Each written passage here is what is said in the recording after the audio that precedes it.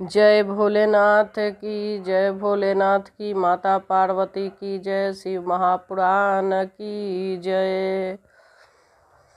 एक शिव भक्त जा रही थी, बहुत बड़ी शिव जी के पूजा करने वाली भगत थी, अपने गाड़ी से जा रही थी।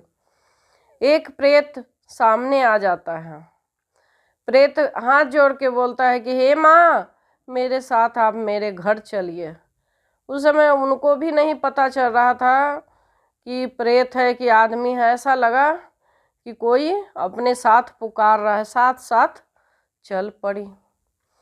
वो अपने घर ले गया। घर ले जाता है तो देखते हैं कि एक खाट पे उसकी पत्नी सो रही है, उसकी हालत खराब है।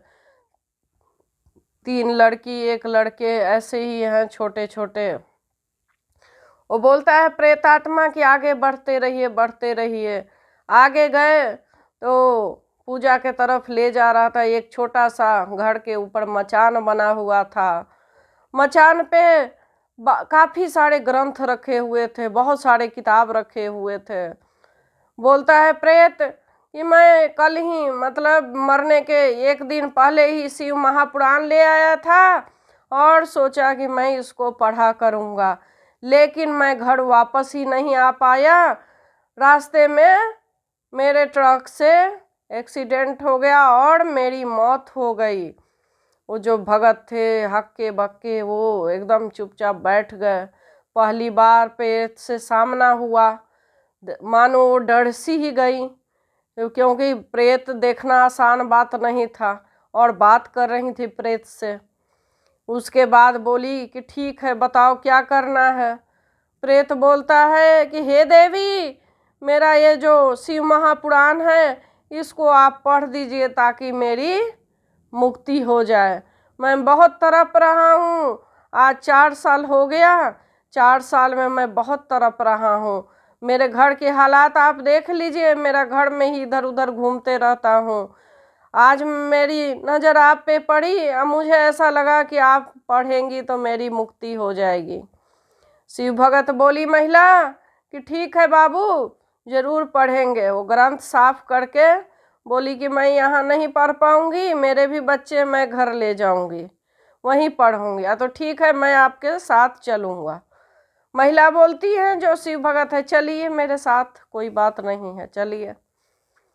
नीचे उतरती है मचान पर से, जो शिव भगत थी अपना शिव महापुराण लेके नीचे उतरती हैं तो देखती हैं कि एक औरत जो चारपाई पर लेटी हुई है, वो कहती है कि मेरे पति के 4 साल पहले डेथ हो गई, घर की हालात ऐसे है।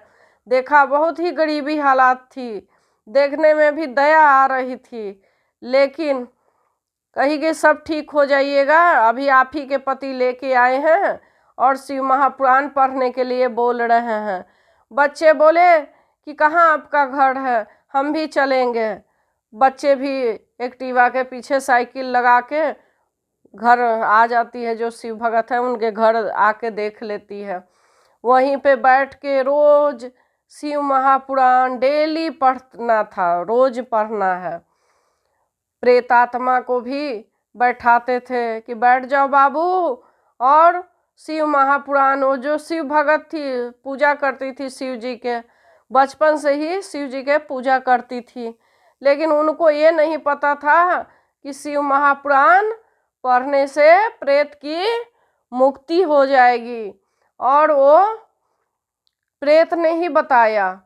तो जैसे जैसे शिव महापुराण पढ़ते गए, रोज थोड़ा थोड़ा करके, हम पुराण पढ़ने में 3 महीना लग गया, क्योंकि उसका भी घर गृहस्थ था भगत का।